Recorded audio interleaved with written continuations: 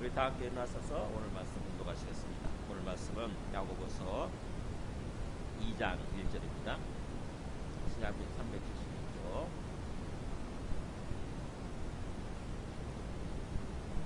(2장 1절부터 13절까지 저희는 한 절씩 교독하시겠습니다.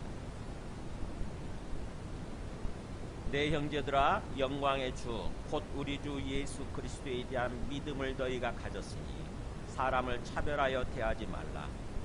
만일 너희 회당에 금가락지를 끼고 아름다운 옷을 입은 사람이 들어오고 또 남루한 옷을 입은 가난한 사람이 들어올 때에 너희가 아름다운 옷을 입은 자를 눈여겨보고 말하되 여기 좋은 자리에 앉으소서 하고 또 가난한 자에게 말하되 너는 거기 서 있던지 내 발등상 아래에 앉으라 하면 너희끼리 서로 차별하며 악한 생각으로 판단하는 자가 되는 것이 아니냐. 내 사랑하는 형제들아, 들을지어다. 하나님이 세상에서 가난한 자를 택하사 믿음에 부유하게 하시고 또 자기를 사랑하는 자들에게 약속하신 나라를 상속으로 받게 하지 아니하셨느냐. 너희는 도리어 가난한 자를 업신여겼도다. 부자는 너희를 억압하며 법정으로 끌고 가지 아니하느냐. 그들은 너희에 대하여 일컫는 바 그 아름다운 이름을 비방하지 아니하느냐. 너희가 만일 성경에 기록된 대로 내 이웃 사랑하기를 내 몸과 같이 하라 하신 최고의 법을 지키면 잘하는 것이거니와 만일 너희가 사람을 차별하여 대하면 죄를 짓는 것이니 율법이 너희를 범법자로 정죄하리라. 누구든지 온 율법을 지키다가 그 하나를 범하면 모두 범한 자가 되나니 간음하지 말라 하시니가 또한 살인하지 말라 하셨은즉 너가 비록 간음하지 아니하여도 살인하면 율법을 범한 자가 되느니라. 너희는 자유의 율법대로 심판받을 자처럼 말도 하고 행하기도 하라. 같이 있습니다. 긍휼을 행하지 아니하는 자에게는 긍휼 없는 심판이 있으리라. 긍휼은 심판을 이기고 자랑하느니라. 아멘. 앉으시겠습니다.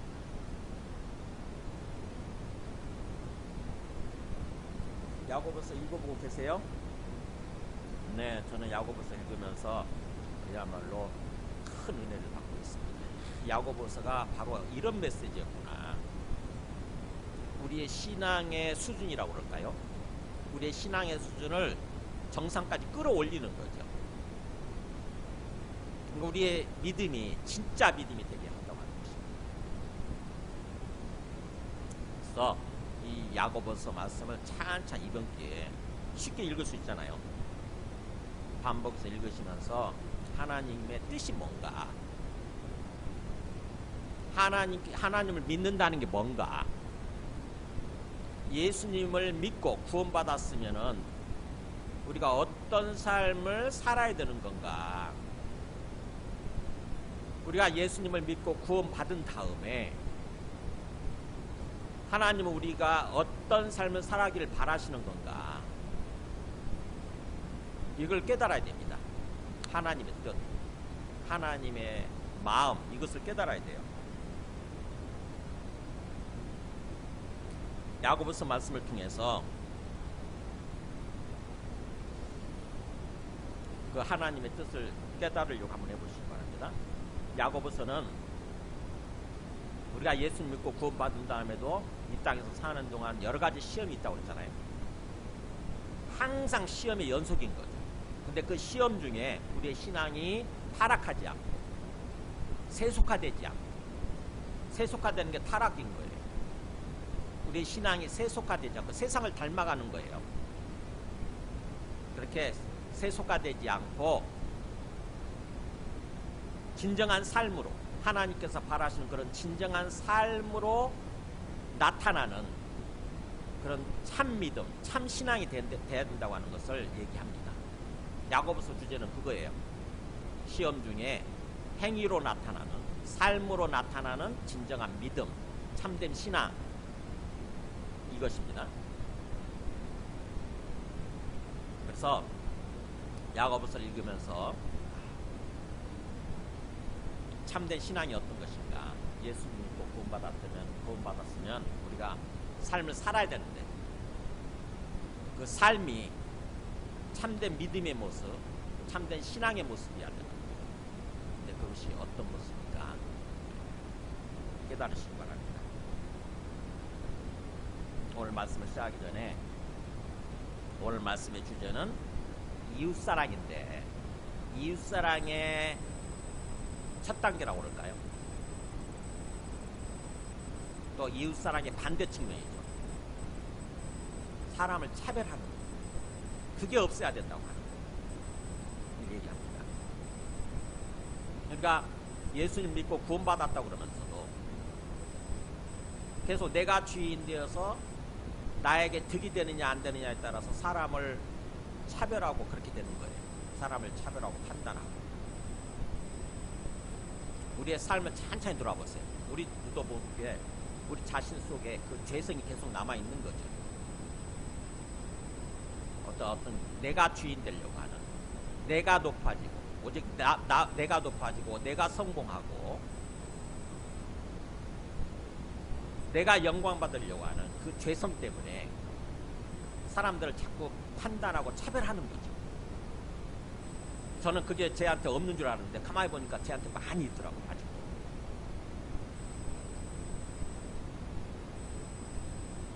그 차별에 대한 것이 제가 그래서 유튜브를 찾아봤어요. 그 지금 세상에서 사람을 차별하는 어떤 그 사례, 또 사람을 차별하는 그 모습이 어떤 것들이 있나 이렇게 조사해봤더니 굉장히 많이 있더라고요. 먼저 그 여론조사한 거, KBS 여론조사한 것을 보여줬어요. 아빠가 저렇게 딸한테 교육을 시킨다는 게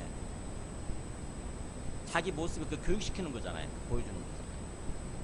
그 고등학생 딸이 벙찌는 거 보세요. 얼마나 참 부끄럽고 창피하겠어요. 선생님인데 교육감이래잖아요. 근데 흑인이니까 내 딸하고 악수하지 말라는 거지.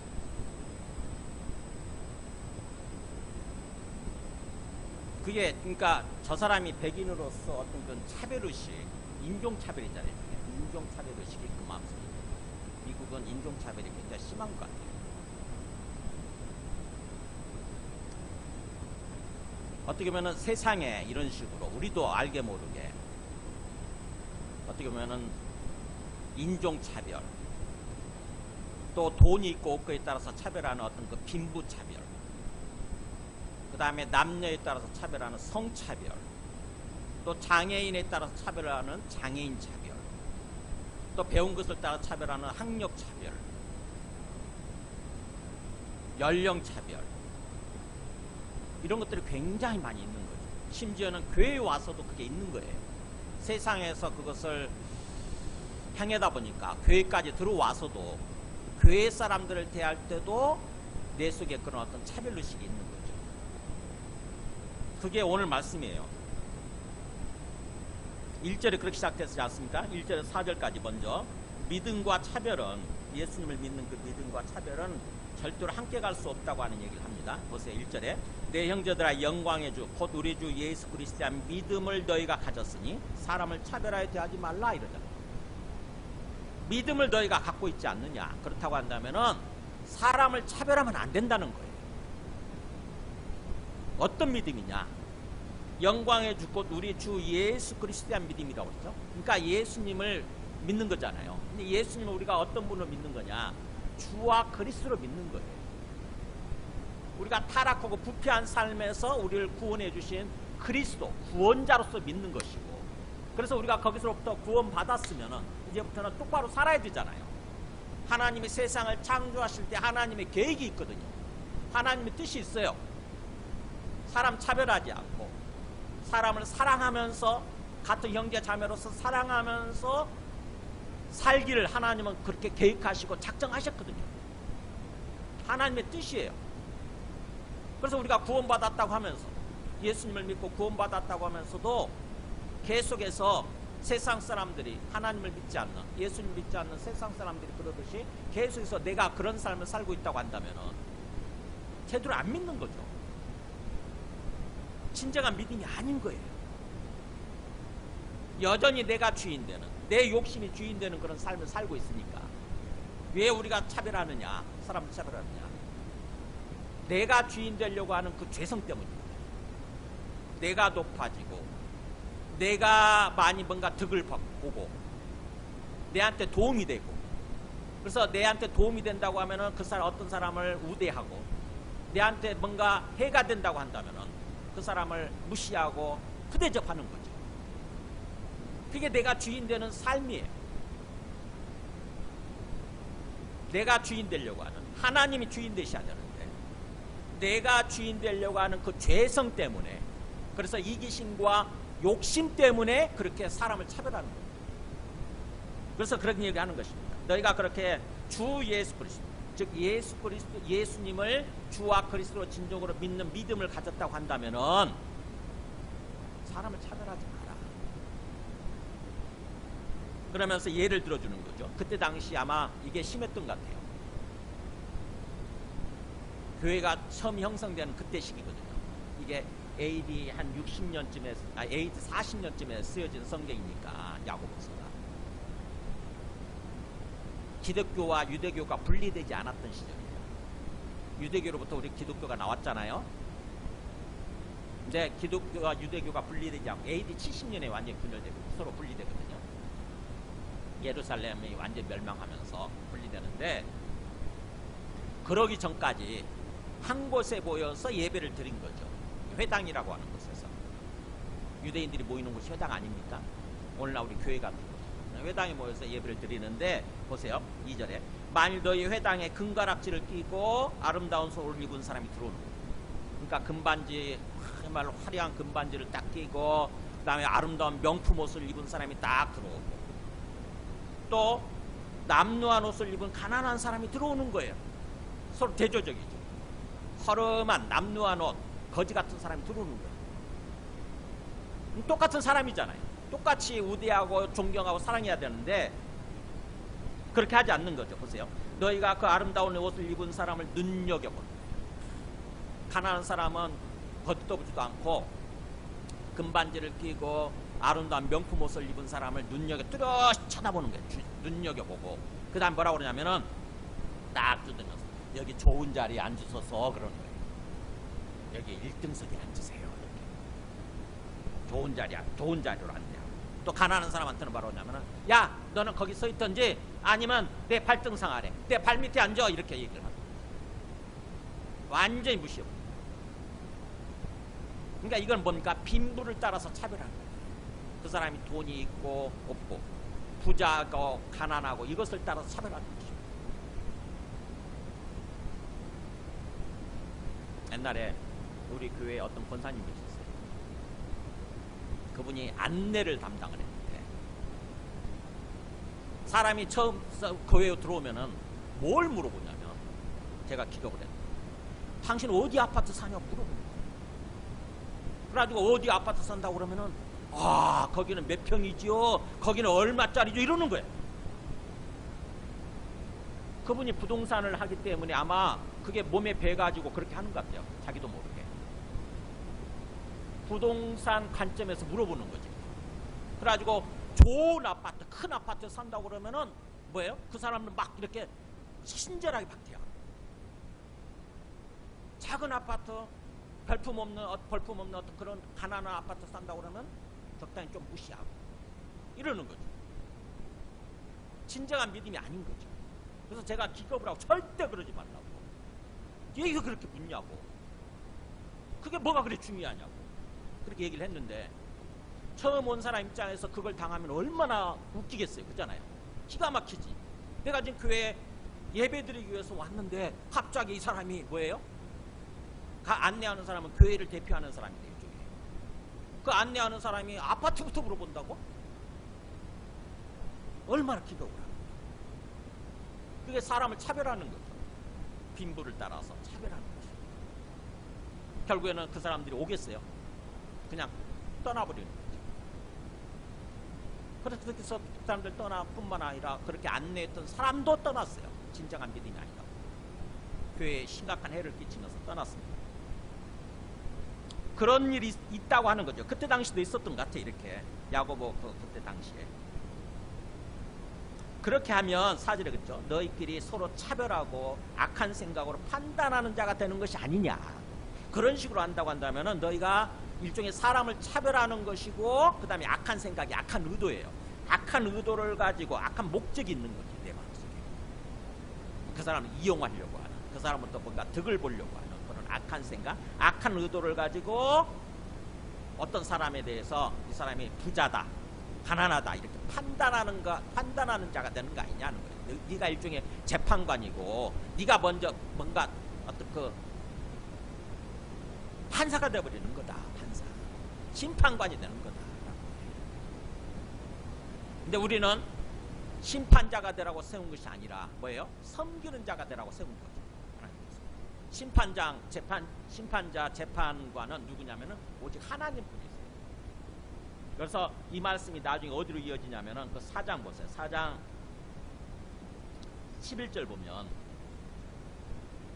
4장 12절 보면, 입법자와 재판관은 오직 한 분이시니 능히 구원하기도 하시며 멸하기도 하시느니라. 너는 누구에게 이웃을 판단하냐 이렇게 나오잖아요.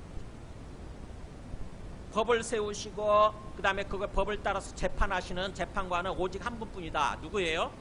하나님이에요. 하나님 한 분뿐인 거예요. 우리는 절대로 뭐예요? 재판관이 될 수가 없어요. 우리는 오직 사랑하라고, 섬기라고 세워진 존재예요. 너는 누구길래? 도대체 너의 본질이 뭐냐 이거죠. 너의 정체성이 뭐냐? 너는 너 자신을 누구라고 생각하는 거냐 이거예요. 너 자신에 대해서 똑바로 생각하라고 하는 거예요. 똑바로 알라는 거예요. 너는 누구길래 이웃을 그렇게 섬기라고 세운 그 이웃을 네가 재판관이 돼가지고 그 사람을 판단하는 거야. 그래서 우리가 이 차별하는 거에 대해서 잘 생각해 봐야 돼요.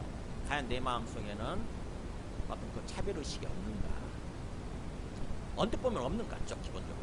근데 알게 모르게 우리 자신도 모르게 그게 좀 있어요. 알게 모르게 뭔가 좀 부자다. 우리 자신 그렇잖아요. 만약에 삼성의 이재용 회장이 여기 교회 나온다고 생각해보세요. 처음 방문 왔다. 그러면은 뭔가 막 돼야겠죠. 잘 돼야겠죠. 그런 어떤 차별의식 우리도 알게 모르게 있다고. 그게 뭐냐? 일종의 우리의 그 영혼이 타락한 거예요. 우리 영혼이 하나님이 창조하신 상태에서 그대로 있는 것이 아니라 타락해가지고 하나님이 주인이 되는 것이 아니라 내가 주인 되려고 하는 그런 삶을 사는 거죠. 우리가 죄를 짓고 부패하고 타락한 것은 그거거든요. 우리 영혼이 뭐예요? 창조 상태에서 죄로 더럽혀진 거예요. 그래서 내가 주인 되기 시작하는 거죠. 내가 하나님 되고 내가 주인 되기 시작하는 거예요. 그래서 우리가 예수님을 믿는다고 하면서도 예수님을 온전히 주님으로 이렇게 어떤 믿고 경외하고 경배하는 것이 아니라 계속해서 어느 순간에 내가 주인 되려고 그러는 거예요. 주님을 밀어내고 이 문제는 내가 주인입니다. 그러면서 주님을 배제시키려고 그러고 내가 주인 되려고 합니다. 그래서 내한테 그것에 도움이 되면은 그걸 우대하고 내한테 해가 된다 싶으면은 무시하고 멸시하고 차별하고 이렇게 되는 거예요. 그래서 세상에 보면은 차별사예요. 차별세상이에요. 차별세상. 하나님 믿지 않는 사람들, 심지어 하나님을 믿어도 그 죄성이 남아있는 사람들 때문에 세상은요 온갖 차별로 가득 차 있어요. 아까 봤던 것처럼 그야말로 빈부차별, 신분차별, 흑백차별, 인종차별, 남녀 성차별, 그 다음에 무슨 연령차별, 장애인차별, 학벌차별 막 이런 것들은 가득해. 우리가 그 속에서 살고 있기 때문에 우리 자신도 모르게 그냥 그러려니 하죠. 그러면서 내 영혼이 이렇게 또 오염돼 가는 거예요. 그래서 예수님을 믿는다 그러면서도 나 자신도 모르게 어떤 상황이 되면 사람을 차별하게 되고 또 사람을 그렇게 대우하는 거죠. 그래서 나 자신을 객관적으로 잘 관찰하고 들여다볼 필요가 있어요. 그 차별의식 없도록. 우리가 예수님을 믿는다고 하는 게 뭐냐? 예수님을 주와 그리스도로 믿는 것이고 주님이 주님 되시는 삶을 살려고 하는 거예요. 그래서 항상 우리가 신앙생활을 하면서 내가 주인 되지 않도록 계속해서 내 안에 와 계시는 그 주님을 향해서 기도를 하는 것입니다. 주님이 주인 되어주세요. 이렇게. 주님이 주인 되어주세요. 주님이 다스려주세요. 주님이 내 마음을 다스려주시고 주님이 내 삶을 다스려주세요 라고 계속해서 기도하면서 그렇게 사는 거예요. 제가 이 말씀 생각하면서 요즘 제가 그렇게 하고 있거든요. 보면서 보니까 그 유대인들 같은 경우는 하루 3번 내지 4번 이렇게 기도를 했다고 그래요. 이슬람 사람들은 하루에 몇 번 기도하냐면 5번 기도하잖아요. 근데 저는 뭐 저렇게 극성을 피우나 이런 생각을 했는데 가만히 생각해 보니까 이게 맞는 것 같아요. 어느 순간 내가 주인 되려고 하고 있기 때문에 그것을 계속 기도하는 거죠. 주님, 제가 주인 되지 않고 주님이 주인 되어 주세요. 이게 기도예요. 그러니까 하루에도 몇 번씩 그렇게 해야 되는 거죠. 아침 시작하면서 하루를 시작하면서 아침에 오늘 하루 온전히 주님께서 주님 되셔서 나를 다스려 주시고 내 삶을 인도해 주세요 이렇게 기도할 수 있고 또 점심때가 돼가지고 또 그렇게 기도할 수 있잖아요. 오후에도 시간을 보내는 동안 온전히 주님께서 주님 되어 주세요 이렇게 기도할 수 있죠.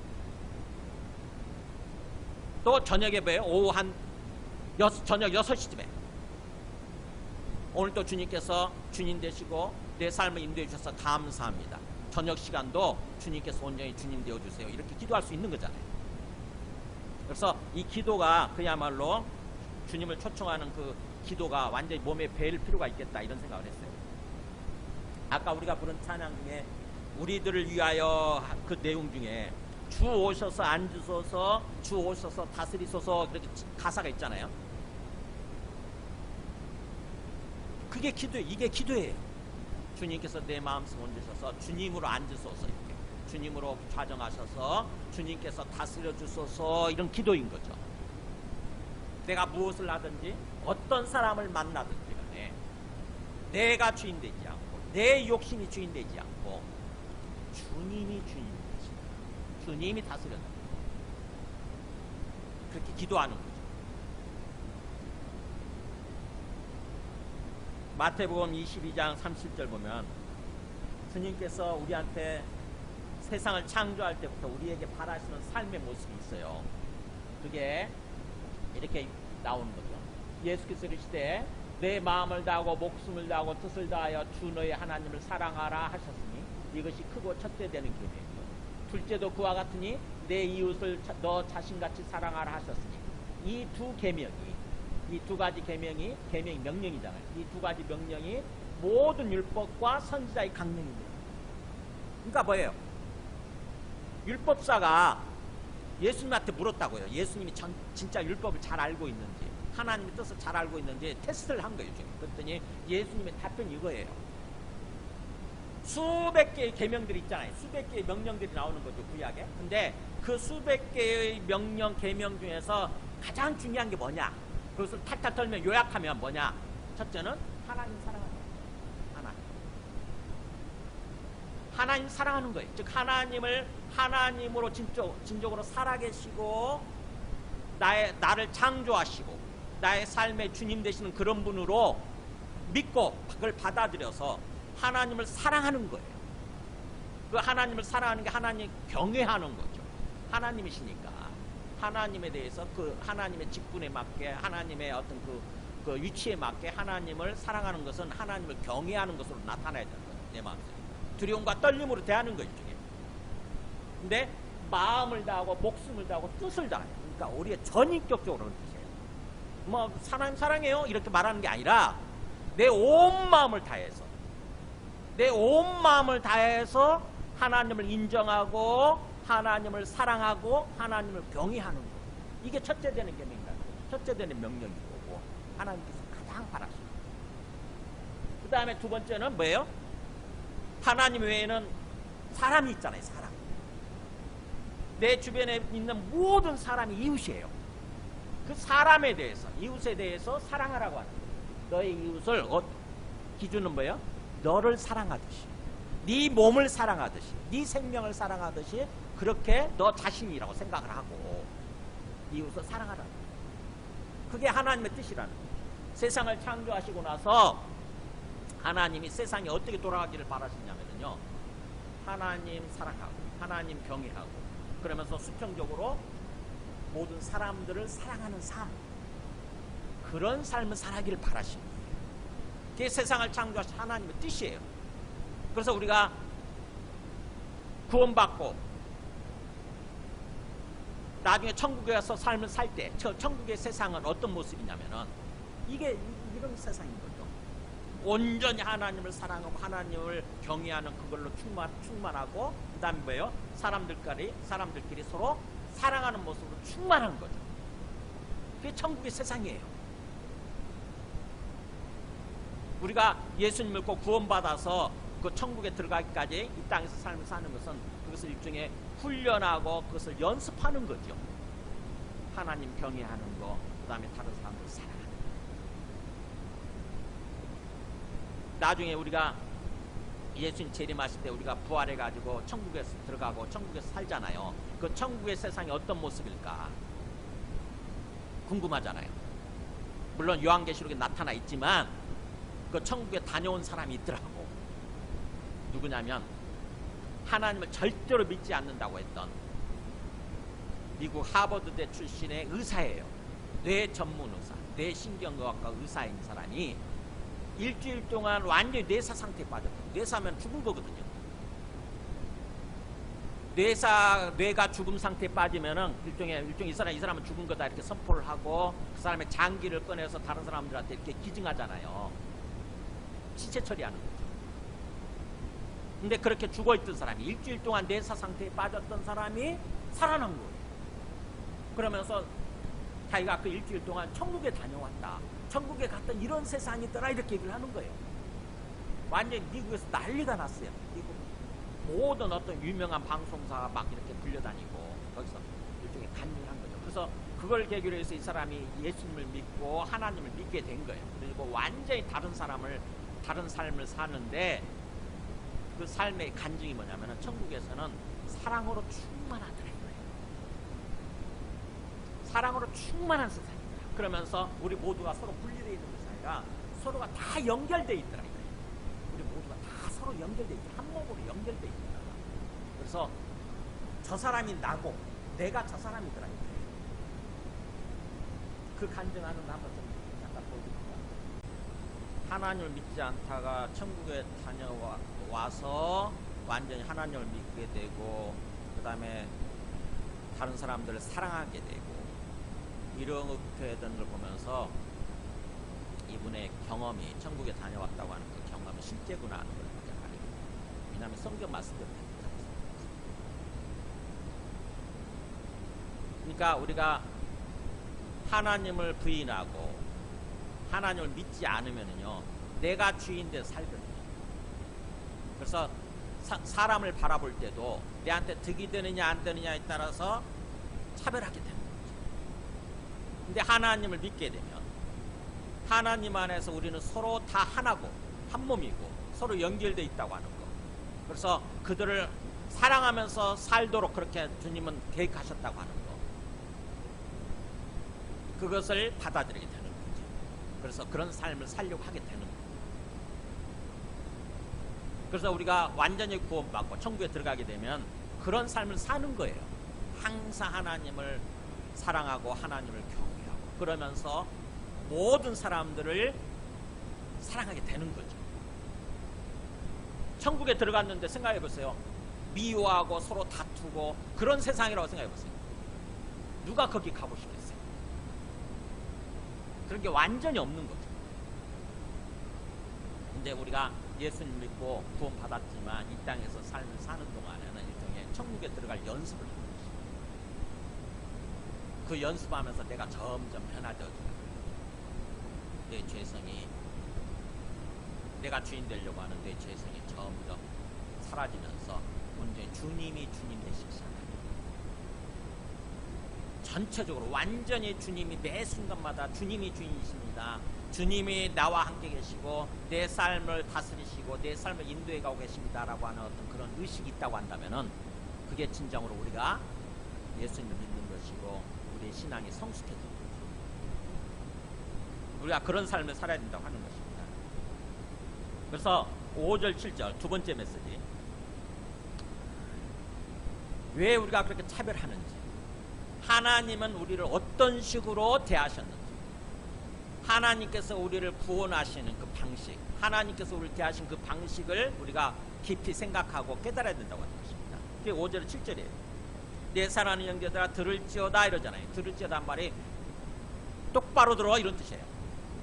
굉장히 강조하는 편입니다. 똑바로 아쿠사떼 그래가지고 분명히 들어 이거예요. 대충 흘려듣지 말고 분명하게 들어라, 똑바로 들어라 그러면서, 하나님이 세상에서 가난한 자를 택하사 믿음에 부유하게 하시고 또 자기를 사랑하는 자들에게 약속하신 나라를 상속을 받게 하냐 하십니다. 하나님은 어떻게 하셨느냐? 사람 우리들을 어떻게 대하셨느냐? 뭐야, 부자라고 해서 특별히 그 사람을 우대하고 가난한 사람이라고 해서 특별히 그 사람을 멸시하고 이렇게 하는 것이 아니라, 차별 대우한 게 아니라 오히려 하나님은 가난한 자들을 택하셨다고 해요.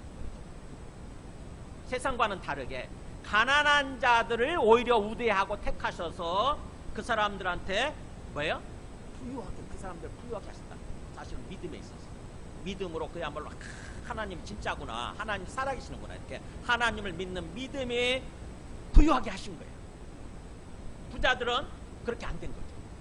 부자들은 그 재물에 대한 욕심 때문에, 부에 대한 욕심 때문에 하나님을 믿지 않잖아요. 하나님을 받아들이지 않습니다. 그 사람 재물이 하나님이에요. 돈이 하나님이에요. 반면에 가난한 사람들은요, 오히려 하나님 아니면 안 되니까 하나님을 받아들이는 거죠. 그래서 하나님을 믿는 믿음이 풍성해지게, 부자가 되게 만든 거죠. 그렇게 하시고, 또 자기를 사랑하는 자들에게 나라, 이게 하나님의 나라죠. 하나님의 나라, 즉 하나님이 다스리시는 삶, 이게 나라예요.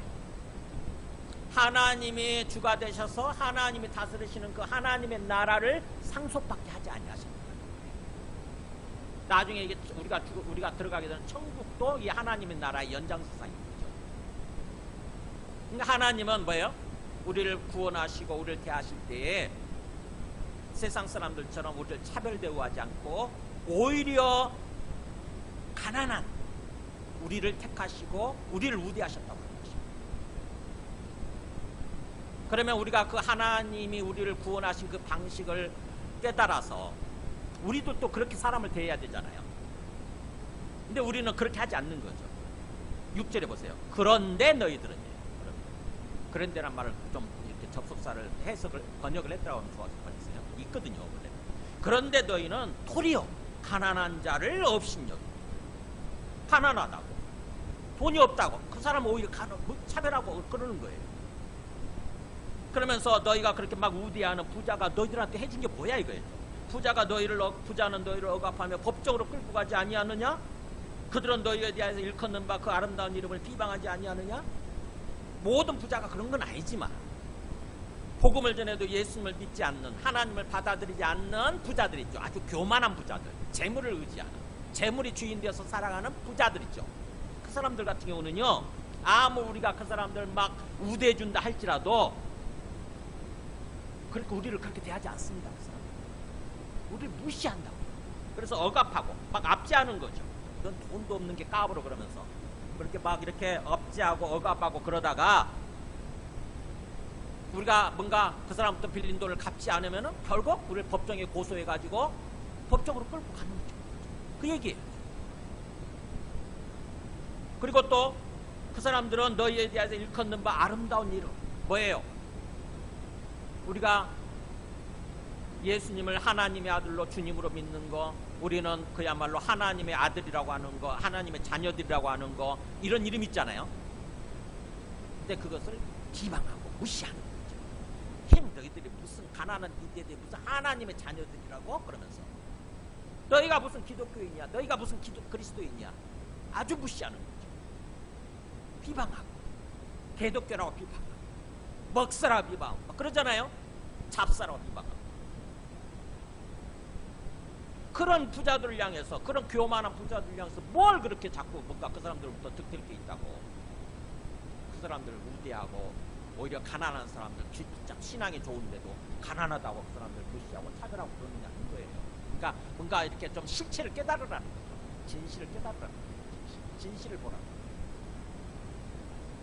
중요한 것은 우리가 하나님의 뜻을 깨닫는 것입니다. 하나님이 어떤 식으로 우리를 대하시는 건가, 우리 인간들을 어떤 식으로 대하시는 건가. 그래서 우리가 그 하나님의 모습을 깨닫고 우리도 하나님처럼 하는 거예요. 하나님처럼 사람을 어떤 그런 것에 따라서 차별 대우하지 않고, 오히려 가난한 사람들, 약한 사람들, 그 사람들을 오히려 우대하고 그 사람들을 대우하고 그렇게 해야 되는 거죠. 약한 사람들. 우리가 그 1장 27절에서 그 얘기 했잖아요. 하나님 앞에서 정결하고 더러움이 없는 경건은 고아와 가부를 그 환난 중에 도하고 그러잖아요. 고아와 가부 아주 대표적인 약자들이잖아요. 그 사람들을 차별하지 않고 그 사람들을 돌아보고 그 사람들을 사랑하고 그 사람들을 돌아보고, 이게 하나님의 뜻이라는 거죠.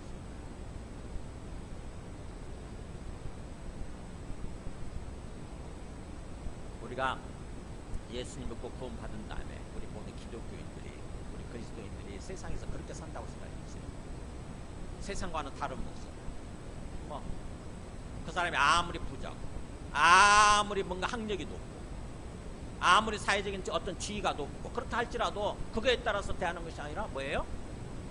그냥 똑같이 동등하게 대하고, 그러면서 오히려 약자들, 못 배운 사람, 장애가 있는 사람, 가난한 사람, 이런 사람들 더 막 어떤 대우해주고 그런다고 생각해보세요. 그러면 세상 사람들이 처음에는 기분 나쁘겠죠. 나를 우대해주지 않네, 내가 이렇게 부자인데, 좀 기분 나쁘겠지만 마음속에 깨닫게 되는 거예요. 예수 믿는다고 하는 거, 하나님 믿는다고 하는 것은 저렇게 사는 거구나, 세상 방식과는 좀 다르구나, 굉장히 공정하고 굉장히 공의롭고 정의롭고 이렇게 사는 거구나. 그래서 그들한테 빛을 비추는 거고, 나중에 그들도 어려운 환경에 처할 때 반드시 그 환경이 오고, 어려운 상황, 어려운 환경이 올 때에 주님을 생각하게 되고 주님을 믿게 되는 거죠. 근데 우리 기독교는 지금 그 반대 방향으로 가고 있기 때문에 결국 그들한테 복음이 전해지지 않고, 심지어 교회를 설렁설렁 다니던 사람들도 믿음이 없어져 가지고 교회를 떠나게 되고 이렇게 되는 거죠. 그래서 교회가, 기독교가 지금 굉장히 많이 쇠퇴하고 있습니다.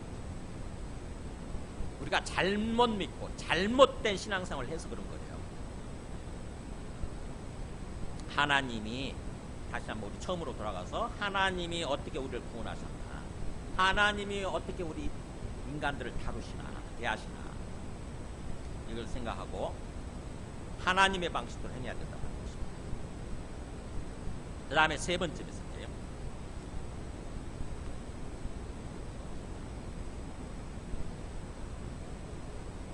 (8절에서) 마지막 13절까지 우리가 이 땅에서 그렇게 하나님이 하신 것처럼 이웃을 사랑하고 그야말로 그런 삶을 산다고 한다면 그 삶은 최후 심판으로 이어진다고 하는 것입니다. 8절에 보세요. 너희가 만일 성경에 기록된 대로 내 이웃 사랑하기를 내 몸같이 하라 하신 최고의 법을 지키면 잘하는 것이다. 하나님의 뜻에 합당하다고 하는 거죠. 하나님이 기뻐하시고 하나님이 우리를 뭔가 이렇게 바라보시면서 흐뭇하게 여기시는 그런 모습이라는 거죠. 내 이웃, 내게 붙여주신 모든 사람들을 내 몸처럼 사랑한다고 한다면 그게 최고의 법이라는 거죠. 최고의 법이 왕이 정하신 법이라는 뜻인데, 왕이신 하나님께서 정하신 법인 거죠. 최고의 법이에요. 최고의 명령인 거죠. 우리는 이웃사랑에 대해서 어떻게 생각하냐면 자꾸 그냥 예수님만 믿으면 되지, 굳이 뭐 이웃사랑까지 해야 될 필요가 있나? 예수님 믿으면 구원도 천국에 간다고 그랬잖아, 죽어서. 근데 뭐 이웃사랑 꼭 그렇게 할 필요가 있어? 이런 생각을 하게 되죠. 그래서 이웃사랑에 대해서는 뭔가 좀 하면 좋지만 안 해도 되는 어떤 그런 선택사항처럼 이렇게 생각을 하기 쉬워요. 많은 사람들이 그렇게 생각을 해요. 죽어서 천국 가는 것은 예수님 믿으면 되는 거지, 이웃을 사랑해야 되는 거냐, 이웃 사랑하지 않아도 간다, 이런 생각을 많이 하는 거죠. 그런 식으로 생각하는 사람들이 참 많아요. 잘못된 복음을 전한 거예요. 근데 오늘 말씀 보세요. 만일 너희가 사람을 차별하여 대하면, 이웃을 사랑하지 않고 그 사람을 사랑하지 않고 사람을 차별하여 대하면 뭐라고? 그게 바로 죄를 짓는 거죠. 죄를 짓는 것이고, 그래서 율법이, 하나님의 말씀이 너희를 범법자로, 범죄자로 정죄하도록 해요. 넌 죄인이다, 이렇게. 천국 못 간다는 거죠. 지옥 간다는 거죠. 이웃 사랑하지 않으면. 왜냐? 그걸 논리적인 근거로 설명을 하죠. 10절에 누구든지 온 율법을 지키다가, 그러니까 모든 율법을 지키다가 하나를 범하면 사실은 모두 범한 것과 마찬가지라는 거죠. 그러면서 예를 들어주죠. 간음하지 말라 하시니가 살인하지 말라 하셨으니. 그러니까 간음하지 말라 10계명으로 생각하면 돼요. 10계명 중에 간음하지 말라 7계명이죠. 간음하지 말라 이렇게 말씀하신 분이 또 살인하지 말라 6계명도 주신 거죠. 살인하지 마라. 그렇기 때문에 너희가 비록 간음은 안 했어도, 7계명은 범하지 않았어도 만일 살인하게 된다고 한다면, 6번째 계명을 어긴다고 한다면, 그러면 율법이 뭐라고 그러냐? 너는 죄인이다, 너는 범죄자다, 이렇게 판단하게 된다는 거죠. 저는 한 개만 어겼는데요. 아니, 한 개만 어겼어도 범법자가 되는 거죠. 우리가 사회생활하면서 그렇잖아요. 내가 사람은 죽이지 않았어도 막 운전을 이렇게 막 교통신호 무시하고 가고 그러면 어때죠? 우리 범칙을 끊잖아요. 범칙 내게 되잖아, 이렇게. 내가 살인하지 않았는데 거기서 그렇게 변명한다고 생각해보세요. 내가 비록 교통신호를 어겼을 뿐이지, 나 살인하지 않았는데요, 나 남의 거 훔치지 않았는데요, 그게 통합니까? 죄는 죄잖아요. 똑같은 거예요. 하나님이 그 10계명 다 중요한 명령들을 주신 거죠. 그래서 그 중에 9개는 다 지키고 1개만 어긴다 할지라도 범법자가 되는 거예요. 죄인이 되는 거죠. 그래서 그걸 생각하라는 것입니다. 12절에 그랬죠. 그래서 너희는 자유율법대로 그 율법을 따라서, 사실 율법을 잘 지키면 자유를 주는 건데, 우리 심령이, 우리 영혼이 자유를 누리면서 그야말로 평안하고 기쁘고 행복하게 살아가는 건데, 그래서 자유율법이에요. 너희는 자유율법대로 심판받을 자처럼 말도 하고 행하기도 하라, 이렇게. 항상 우리는 율법이 기준되어서 나중에 심판받는다고 하는 거죠. 그 율법이라고 하는 것은 구약의 율법만을 얘기하는 게 아니고 예수님의 말씀, 복음이라고 생각하면 돼요. 왜냐하면 예수님이 오셔서 율법을 말씀해 주시면서 복음으로 승화시키거든요. 그게 마태복음 5장 21절에 보면 나와요. 이렇게 나오잖아요. 마태복음 5장 21절에 옛사람에게 말한 바 살인하지 말라, 즉 구약에 살인하지 말라고 하는 계명이 있지 않느냐, 그러면서 이제 누구든지 살인하면 심판을 받게 되리라, 이게 구약의 계명이죠. 그것을 너희가 들었으나 나는 너에게 이르노니, 이렇게 이제 새롭게 이 말씀, 이 살인하지 말라 6계명이죠. 6계명을 가지고 이제 복음 차원에서 어떻게 승화되냐면, 보세요. 나는 너에게 이르노니. 그러니까 예수님이 말씀하신 게 복음 아닙니까? 나는 너에게 이르노니. 복음은 뭐냐? 형제에게 노하는 자마다 심판을 받게 돼요. 그러니까 살인이 원래 그냥 사람을 안 죽이면 되는 것이 아니라 사실은 사람을 향해서 미워하고 욕하고 그런 것까지도 포함된다는 거죠. 그래서 살인하지 말라고 하는 구약의 율법은 이제 형제를 대하여서 노하는 자마다 화를 내는 거죠. 심판을 받게 돼요. 형제를 대하여 나가 욕하는 거예요. 또 이렇게 얘기하는 거. 나가라 하는 자마다 욕 공회에 잡히게 되고 심판법적으로 끌려가게 되고, 미련한 놈이라 하는 자는 지옥불에 들어가게 되고. 이게 복음이에요. 그전에는 살인만 안 하면 됐어. 쥐어 패도 괜찮았어요. 쥐어 패고 뺨을 때리고 막 그래도 괜찮고, 살인만 안 하면, 사람을 죽이지만 안 하면 괜찮다고. 그게 구약의 율법이에요. 그런데 예수님이 오셔서 그 구약의 율법을 복음으로 이렇게 승화시키는 거죠. 뭐예요? 그 사람을 향해서 사람을 향해서 화를 내서도 안 돼. 사람을 향해서 나가라 욕해도 안 돼. 사람을 향해서 미련한 놈이라고 욕해도 안 돼. 심판받게 돼. 이게 자유의 율법이에요. 그러니까 예수님이 말씀하신 복음. 그래서 그 관점에서 구약의 율법을 우리가 생각할 때도 이 복음의 관점에서 다시 한번 승화시켜서 생각해야 되는 거죠. 하나 더 볼까요? 마태복음 5장 43절 보면 내 이웃을 사랑하고 내 원수를 미워하라 있잖아. 내 이웃을, 이게 구약의 율법이 나오죠. 너의 이웃을 사랑해라. 이 말은 이웃을 사랑해야 되지만 원수는 미워해야 된다라고 사람들이 받아들인 거예요. 이웃을 사랑해야지. 반면에 이웃이 아닌 원수는 미워해도 돼. 이렇게 받아들이는 거예요. 유대인들은. 근데 그렇게 너희가 들었지만, 너희가 그렇게 알고 있지만 나는 너의 기로는 그러잖아요. 복음의 관점에서는 이 말씀이 어떻게 승화되어야 되느냐. 너희 원수를 사랑하고, 원수를 할지라도 사랑해야 된다. 이웃만 사랑할 뿐만 아니라 원수를 할지라도 사랑하고, 그 다음에 너희를 박해하는 자죠. 나에게 뭔가 핍박하고 박해하는 자를 위해서도 우리는 그 사람을 위해서도 축복하는 기도해야 된다. 구약의 율법에서는 그거 아니에요. 나를 박해하는 자 뭐예요? 때려 죽여도 되죠. 근데 복음의 관점에서는 박해하는 자를 위해서도 기도하고. 그래서 사도 바울도 로마서에서 그렇게 얘기하잖아요. 너희를 핍박하는 자를 위해서도 축복하라, 기도하라. 이게 자유의 율법이에요. 여기서 말하는 자유의 율법. 그러니까 복음인 거죠. 그래서 그 복음에 의해서, 예수님이 말씀하신 그 복음에 의해서 너희가 심판받는다고 하는 거예요. 그 복음대로 행하지 않으면 심판받는다는 거죠. 장차 최후 심판에 받아가지고 지옥에 들어갈 수도 있고 천국에 들어갈 수도 있고. 그것을 생각하고 항상 말을 할 때 그렇게 말을 하고, 또 행동을 할 때 그렇게 행동을 하라. 그렇게 지금 그 말씀을 하는 것입니다. 자유율법을 따라서 심판받을 자처럼 그렇게라는 말이 있는데 왜 뺐는지 모르겠어요. 번역을 넣었어야 되는데 그렇게 말을 하고 또 그렇게 행동해라 이런 말이 있거든요. 후토스. 그렇게 말을 하고 후토스. 그렇게 행동해라 항상. 그러니까 우리가 예수님 믿고 구원받아서 이 땅에서 신앙생활 삶을 사는데 항상 말하고 행동할 때 뭐예요?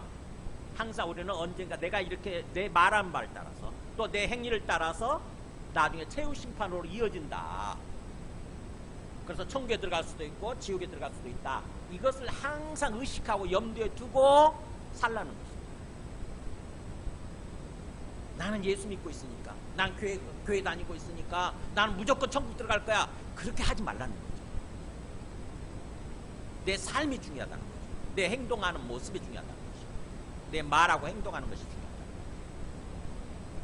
그래서 13절에 긍휼을 행하지 아니하는 자에게, 그러니까 사람에게, 이웃을 향해서 이웃을 사랑하지 않고, 그래서 이웃에게 긍휼을 베풀지 않고, 그렇다고 한다면은 나중에 이웃을 긍휼을 행하지 않는 자에게는 뭐예요? 긍휼 없는 심판이 있습니다. 하나님도 매몰차게 심판하신다고 하는 거죠. 냉정하게. 너 이웃 사랑하지 않았잖아. 너에게 붙여준 사람들 사랑하지 않았잖아. 그들에게 긍휼을 베풀지 않았잖아. 그러니까 너도 심판받아야지. 그렇게 한다고 합니다. 그래서 긍휼은 심판을 이기고 자라간다.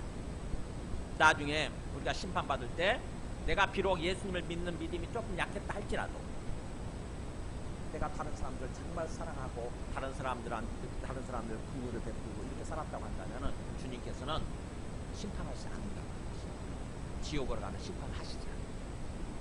천국으로 들어가십시오. 넌 천국에 들어가서 영원히 행복하게 살아. 이렇게 우리가 베푼 긍휼을 가지고, 우리가 베푼 그 이웃사랑을 가지고 그렇게 하겠습니다. 그래서 긍휼은, 사랑은 심판을 이긴다는 것입니다.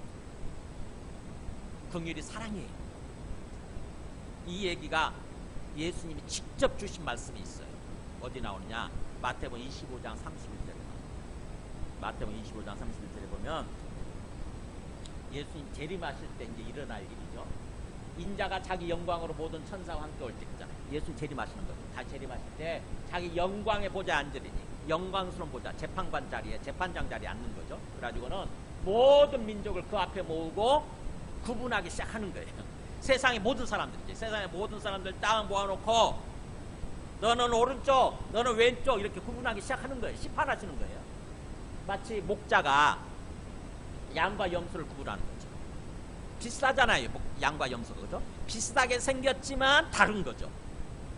염소는 뿔이 있잖아요. 근데 양은 뿔이 없지 않습니까? 그래서 양과 염소를 서로 구분하듯이 목자가 그렇게 하나 봐요. 목동이 그렇게 하듯이 예수님도 그렇게 양은 오른편에 염소는 왼편에 두는 거죠.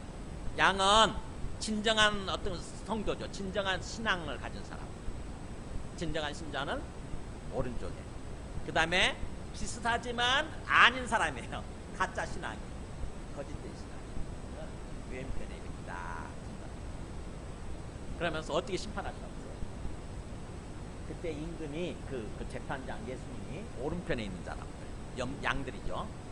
진정한 신앙생활을 했던 사람들, 그 사람들한테 뭐라고 하냐면 내 아버지께 복 받을 자들이여, 이렇게 내 하나님 아버지로부터 복을 받을 자들이여 나와서 창세로부터 너희를 위해서 예비된 나라를 상속받으라. 이게 뭐예요? 천국이잖아요. 천국에 들어가라 이렇게 심판하시고, 그러면서 그 이유가 뭐냐? 내가 줄일 때 너희가 먹을 것을 주었고, 목마를 때 마시게 했고, 나그네 되었을 때 영접하였고, 헐벗었을 때 옷을 입고, 병들었을 때 돌보았고, 그 다음에 옥에 갇혔을 때 와서 보았느니라. 이렇게 심판하시는 거예요. 내가 어려움에 처했을 때 나를 돌봐주지 않았느냐? 내가 배고플 때 먹을 것 갖다 줬고, 목마를 때 마실 것 갖다 줬고, 내가 헐벗고 저기 할 때 내가 입을 것 갖다 줬고, 막 그랬다는 거예요. 내가 감옥에 있을 때 나를 돌봐주고. 근데 이 양이 눈이 끔뻑끔뻑 되는가 하는 거. 이거 내가 언제 그랬지? 내가 예수님이 언제 그렇게 막 배고파하고 목마르고 저기 가실 때 헐벗었을 때 내가 언제 돌봐드렸지? 그런 기억이 없어요. 그런 기억이 없다고. 그래서 물어요. 주여, 의인들이 대답하는데, 주여, 우리가 어느 때 주께서 줄이신 것을 보고 음식을 대접하였습니까? 목마르신 것을 보고 마시게 했습니까? 어느 때 나그네 되신 것을 보고 영접하였으며 헐벗으신 것을 보고 옷 입혔나이까? 어느 때 병드신 것이나 옥에 갇히신 것을 보고 가서 배웠나이까? 이렇게 질문하는 거예요. 그랬더니 예수님이 답합니다. 임금이 대답하되 이르시되 내가 진실로 너희에게 이르노니 너희가 여기 내 형제 중에 지극히 작은 자 하나에게 한 것이 곧 내게 한 것입니다. 이게 누구예요? 지극히 작은 자. 세상에서 가장 지극히 하면 가장 작은 자예요. 가장 못난 사람, 가장 가난한 사람, 가장 헐벗은 사람, 세상에서 정말 천대박 무시받는 사람 있잖아요. 그 사람한테 한 거, 그 이웃한테 한 거, 그 사람한테 한 게 곧 예수님께 한 거라고. 예수님 그렇게 인정해 주시는 거예요. 그러니까 결국 이웃사랑 것을 따라서 천국으로 들어가는 거죠. 이웃에게 큰 물을 베고 그것 때문에 천국으로 들어가는 거예요. 반면에 왼쪽에 있는 염소이죠. 염소에 대해서는 어떻게 심판하시는지. 또 왼편에 있는 자들에게 염소, 그러니까 비슷하지만 양하고 비슷하게 생겼지만 아닌 거지. 왼편에 있는 자들에게 저주를 받은 자들아, 이렇게 나를 떠나 마귀와 그 사자들을 위해서 예비된 영원한 불에 들어가라. 이렇게. 이 영원한 지옥이잖아요. 이게 불못이잖아요. 불못. 마귀와 그 사자들, 마귀와 그 마귀 새끼들이죠. 마귀 졸개들한테 그들을 위해서 예비된 영원한 불이 있는 거죠. 그 술 속에서 그들은 죽지도 못하고 사라지지도 못하고 사라지지도 않고 계속 고통 가운데 살게 되는데 그 속으로 들어가라는 거예요. 지옥으로 지옥 심판하는 거예요. 그들 때 그러면서 그렇게 얘기하는 거죠. 내가 줄일 때 너희가 먹을 걸 주지 아니했고, 목마를 때 마시지 아니했고, 나그네 되었을 때 영접하지 아니했고, 헐벗을 때 옷 입히지 아니했고, 병들었을 때 옥에 갇혔을 때 돌보지 아니하였느니라. 이 사람들도 궁금하죠. 이 사람도 의아한 거예요. 언제 그랬지? 언제 예수님이 막 굶주리고 그랬으면 내가 막 먹을 거 갖다 줬을 때, 예수님이 막 옷을 못 입고 뭔가 헐벗고 그랬을 때는 내가 막 내 옷도 갖다 주고 그랬을 텐데 그런 기억이 없는 거예요. 그래서 질문한다고. 언제 그랬죠? 예수님이 그럴 때 제가 언제 그렇게 했습니까? 저 그런 적 없는데요. 그 질문은 제가 생략을 45도를 바로 이어주죠. 그랬더니 예수님이 그 답변을 이렇게 답답해요. 예수님이 대답했는데 내가 진실로 너희에게 이 지극히 작은 자 하나에게 하지 아니한 것이고 내게 하지 않은 것이다. 신앙생활하면서 인생을 살면서 너에게 붙여주었던 가장 가난한 사람, 가장 못 배운 사람, 가장 장애가 있는 사람, 가장 어려운 사람, 그 사람한테 하지 아니한 게 내게 하지 아니한 것과 똑같은 거죠. 그래서 너는 지옥 가야 된다. 그러면서 그들은 영벌에 그 사람들은 영벌에 그 다음에 앞에 말한 그 양들 의인들은 영생에 천국에서 영생에 들어갑니다. 자, 이 말씀 보면은 그러니까 이 말씀을 근거로 어떻게 보면은 이 야고보 사도가 지금 말씀을 전하는 거죠. 예수님의 이 말씀을 가지고. 그래서 우리가 말씀을 정리합니다. 우리가 예수님 믿고 구원받아서 삶을 산다고 하는 게 어떤 것인지를 우리가 말씀을 좀 깊이 알아야 돼요. 우리는 그냥 예수님만 믿으면 구원받고 천국에 간다고 그랬으니까 예수님만 믿으면 되지 뭐. 예수님 믿고 교회 다니면 되는 거고 예배만 드리면 천국 가는 거지, 이런 식으로 생각하죠. 가볍게 쉽게. 그래서 그게 한편 맞지만, 그 말씀이 맞지만, 그러나 예수님께서 말씀하고자 하는 거, 야고보 사도가 지금 말씀하고자 하는 게 뭔지를 우리가 알아들어야 돼요. 예수님을 믿는 믿음이 뭘로 나타내야 되는 겁니까? 이웃사랑하는 삶으로 나타내야 돼요. 사람을 사랑하는 삶을 그 모습으로 나타내야 된다는 거죠. 그래서 이웃사랑하는 것이 어떻게 보면은 마치 우리가 믿음으로 구원받기 때문에 이웃사랑은 행위고, 그래서 우리가 행위로 구원받는 게 아니기 때문에 이웃사랑하는 것은 마치 어떻게 해도 되고 안 해도 되는 것처럼 우리가 생각하기 쉬운데 그렇지 않다고 하는 거죠. 진정한 믿음은 하나님이 바라시는 삶을 사는 거잖아요. 그래서 삶으로 하나님이 바라시고 하나님이 기뻐하시는 삶으로 나타나지 않으면 우리의 믿음은 거짓된 믿음, 헛된 믿음, 귀신 믿음이 된다. 나중에 그 말씀으로 이어집니다. 3장, 2장 후반절. 귀신 믿음, 헛된 믿음, 죽은 믿음. 그러니까 우리가 참 많은 사람들이 그 잘못된 복음을 듣고 잘못 생각하고 잘못된 신앙생활을 하는 경우가 참 많아요. 오늘날 기독교인들 보면은요, 우리가 얼마나 이웃사랑에 대해서 선택적으로 생각하고 그러잖아요. 그냥 예수님만 믿으면 되지 뭐. 꼭 그 힘든데 내 시간을 들이고 내 돈을 들여서 뭐 이웃을 돌아보고 이웃을 사랑할 필요가 있나? 그런 식으로 선택적으로 이렇게 생각하는 건 참 많다고요. 근데 오늘 말씀 보니까 보세요. 이웃사랑은 구원 문제예요. 믿음의 문제고 구원의 문제고 최후 심판으로 이어지는 구원의 문제가 굉장히 심각했잖아요. 그죠? 굉장히 심각한 거 아닙니까? 우리는 천국 들어가기 위해서 예수님 믿는데, 천국 들어갈 것으로 기대하고 믿고 그렇게 예수님 믿는 건데, 이웃사랑하지 않으면 천국 못 들어간다. 생각해 보세요. 이게 얼마나 심각한가. 그래서 내 생각을 내려놓고 그야말로 그냥 주님이 말씀하시고자 하는 그 주님의 마음, 주님의 뜻을 한번 우리가 알려고 한번 해보세요. 자꾸 내 생각을 고집하는 게 그게 내가 주인 되는 삶이거든요. 내가 옳아, 내 생각이 맞아 그러면서 자꾸 뭔가 내 생각을 고집하고 막 그런 게 내가 주인 되는 삶, 내가 하나님인 거예요. 내가 하나님. 내 하나님을 진정으로 믿는다고 한다면, 예수님을 통해서 하나님을 믿는다고 한다면은 하나님이 주인 되는 거예요.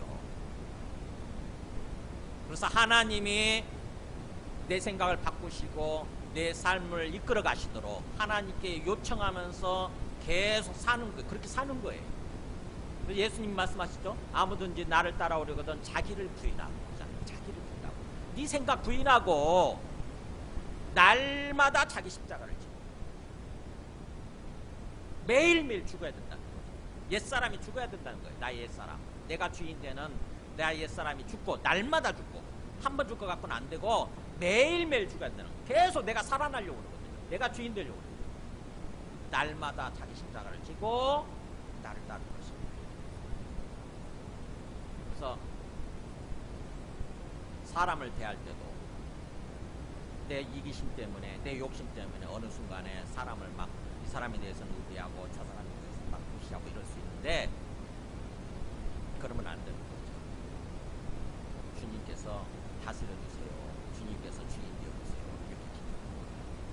그래서 내 생각이 주인 되지 않고 주님이 주인 되셔서 내 생각과 내 삶을 이끌어 가시도록 주님께 완전히 내 주권을 내어드리고 또 주님께서 말씀하신 것을 순종하면서 사는 것입니다. 항상 주님을 주님으로 믿는다고 하는 것은 주님의 말씀에 순종하려고 하는 생각을 가지고 한번 어떤 그 종교 행사 예배드리고 그랬다고 해서 믿는 게 아니에요. 실제 삶 속에서 온전히 주님이 주님 되시는 그런 삶을 살려고 할 때에 그게 믿는 거예요. 그래서 주님께서 우리 삶을 주인이 되셔서 우리 삶을 주관하시고 우리의 삶을 이끌어 가실 때에 우리의 삶을 통치하실 때 비로소 참으로 평안하고 기쁘고 형통한 행복한 그런 삶이 되는 거죠. 이 땅에서 자꾸 내 생각을 고집하고 내 욕심이 주인 돼서 삶을 살면요 나에게 갇히게 된다고. 나의 능력에 갇히게 되고 그야말로 내가 갖고 있는 어떤 지식에 그렇게 갇히게 되는 거예요. 완전히 그거 내려놓고 주님께 맡기는 거예요. 온전히 주님 되어주세요. 내 삶의 주님 되어주세요. 내가 대하는 인간들의 주님이 되어주세요. 주님께서 내 삶을 내 마음을 이끌어주세요. 기도하시면서 사는 것입니다. 우리 함께 찬송하고 기도하겠습니다.